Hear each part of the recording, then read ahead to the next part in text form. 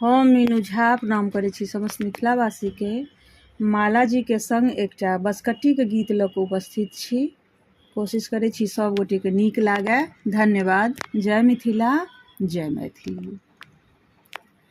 कोने बाबा इहो बाँसरो पाला दूधा सँ पटाओला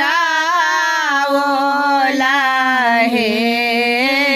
कोने बाबा इहो बाँसरो पालानी दूधा सँ पटाओला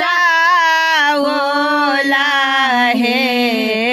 आहे कोने आमा सिंदूरा लेठा राखे बाँस में लगाओला हे।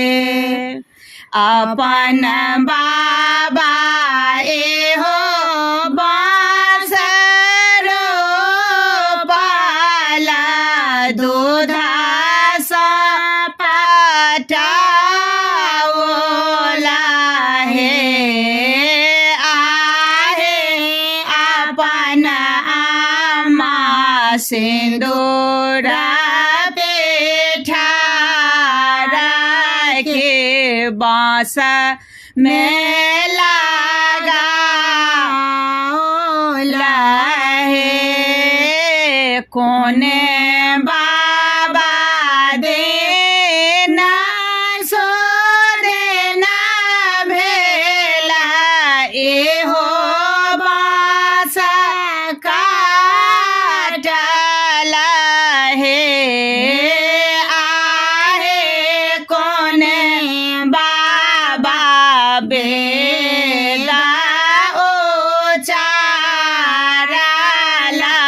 बरुआ मारा चढ़ो हे।